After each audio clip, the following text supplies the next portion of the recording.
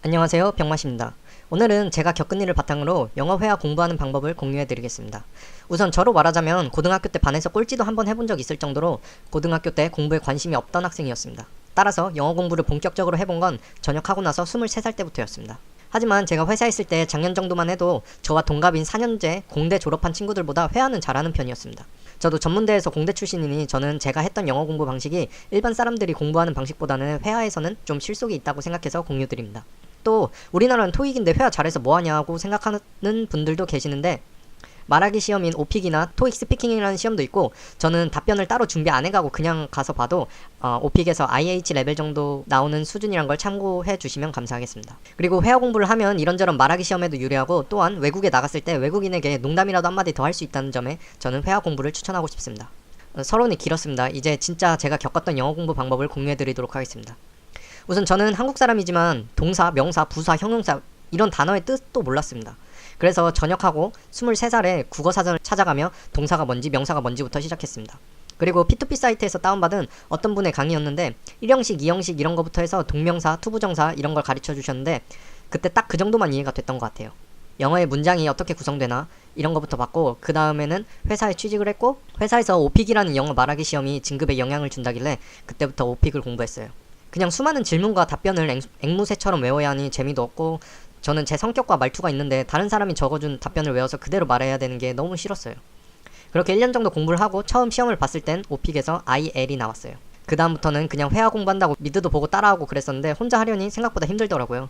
그러다 우연히 윤재성 영어라는 광고를 봤어요. 미드를 따라하는데 하루에 한두 문장씩 드라마 장면을 보여주고 그 문장을 해석해서 선생님이 강세를 설명해주면서 중간중간 끊으면서 트레이닝 시켜주고 그 문장을 녹음해서 사이트에 올리는 방식이었어요.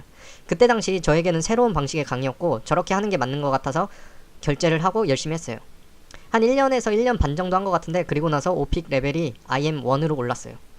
저는 그때부터 느꼈어요. 아, 시험을 위한 공부가 아닌 실전을 위한 공부를 해야겠구나. 근데 저도 성격상 실전을 빨리 내는 성격이라서 1년 조금 넘으니까 지루하더라고요. 그래서 그때부터 다른 강의를 찾았어요. 스피킹 맥스를 광고하길래 봤는데 어플로 어떤 단어가 있으면 원어민이 그 단어가 들어간 문장으로 질문에 대한 답변을 하고 어떤 패턴을 외국인이 설명하고 반복적으로 듣고 따라하는 어플이었어요. 그래서 또 한 1년은 그 어플로 공부했는데 비싸기도 했고 이것도 1년 하다 보니 질리더라고요. 그렇게 1년 정도 더 하니 레벨이 IM2로 올라갔어요. 그 다음은 이제 잘하진 않지만 어느 정도 회화는 된다고 생각해서 주변에 있는 영어 스터디에 참석해서 영어로 대화도 하고 배우고 그리고 해외여행 가면 외국인에게 쓸데없는 말이라도 말할 기회가 있으면 한마디라도 더 걸어보고 그렇게 적극적으로 했던 것 같아요. 그러면서 중간중간에 3달 정도씩 했던 영어 종류를 보면 스피킹 매트릭스, 3030 영어, 3업 발성 영어, 리얼 잉글리시 등 이것저것 많이 했던 것 같아요.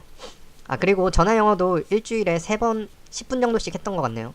10분은 부담도 없어서 회식할 때도 잠깐 전화 영어 좀 한다고 나가서 통화하고 그랬어요. 그렇게 이것저것 하면서 영어 회화 위주로 공부를 했는데 IM2에서 다음 레벨까지는 잘 안 올라가더라고요. 그러다가 이제 문성용님의 국내 어학연수라는 강의를 들으면서 또 한 1년 열심히 한 것 같아요. 그리고 나서 IH가 나왔고 그 이후로 2년 동안 간간히 시험을 봤지만 계속 IH로 유지는 됐어요. 그리고 지금은 옛날만큼 영어에 대한 열정이 조금 떨어지고 금융 공부를 하고 있어서 영어 공부를 많이 안 하고는 있지만 간간히 하고 있어요. 물론 제가 영어를 가르치거나 원어민과 프리스타일로 대화할 수 있거나 이 정도 실력이 좋은 사람은 아니지만 그래도 조금 남들보다 빨리 영어 회화 능력을 향상시킨 사람으로서 여기까지 오면서 느낀 점은 첫 번째로 영어 시험을 위한 공부는 빨리 지칠 뿐만 아니라 영어 시험에만 포커스가 맞춰져 있어서 실전에서는 조금 부족할 수도 있습니다. 토익 아무리 잘 봐도 외국인하고 대화 잘 못하는 이유가 그겁니다. 하지만 사회에서는 시험 점수를 요구하기 때문에 시간 관계상 시험을 위한 공부를 할 수밖에 없다는 걸 저도 잘 알고 있습니다. 따라서 저는 시험 공부를 하되 시험을 위한 공부가 아닌 평소에 조금씩 외국인과 대화도 할 수 있도록 회화 공부도 같이 하는 게 영어 공부를 오래 할 수 있는 방법인 것 같습니다. 두 번째로 영어의 본질은 커뮤니케이션입니다. 대화와 의사소통을 위해 만들어진 언어의 종류일 뿐인데 저희가 영어 학자도 아니고 무슨 어법을 다 맞추면서 영어를 할 필요가 없습니다. 그러나 한국 사회에서는 괜히 영어를 사용하다가 문법이 틀리면 우습게 보일까봐 함부로 영어로 대화를 잘 못합니다. 그게 창피한 게 아닙니다. 한국 사람이 외국어를 배우는 입장에서는 틀리는 게 당연합니다. 저는 그렇게 생각합니다. 아기가 태어나서 말을 배울 때 어떻게 배울까요? 처음에는 말을 하지 못하다가 사람들이 하는 말을 따라하며 엄마, 아빠, 저거, 싫어, 좋아 이렇게 간단한 단어로 말하면서 점차 크면서 저거 줘, 이건 싫어, 배가 아파 이런 식으로 단어가 늘어나고 그 다음에 더 늘어나면서 완전히 의사소통을 하지 않습니까? 영어도 똑같다고 생각합니다. 처음 잘 모르면 단어로만 말을 해보다가 그 다음에 점차 단어 하나 더 붙여가면서 말을 하고 그 다음엔 문장을 만들어보고 이런 식으로 차츰차츰 실력을 늘려 나가야 된다고 생각합니다. 세 번째는 자신에 맞는 강의를 찾는 게 좋은 것 같습니다. 남들한테 다 좋아도 본인한테 맞지 않으면 그건 본인한테 좋은 강의가 아니라서 오래 할 수가 없습니다. 이것도 해보고 저것도 해보면서 본인한테 맞는 강의를 찾으면 아마 집중도 더 잘 될 거라 생각합니다. 마지막으로 영어 회화는 공부가 아니라 트레이닝이라고 생각합니다. 앉아서 배운 내용을 적어가며 머릿속에 넣는 것이 아니라 노래를 따라하듯 랩을 외우듯 실제로 원어민의 억양과 강세 그리고 단어와 패턴을 쓰는 상황 등을 직접 따라해서 몸으로 익히는 게 맞다고 생각합니다. 한국말 할 때 동사, 명사, 몇 형식 이런 거 생각하면서 말하는 사람 없지 않습니까?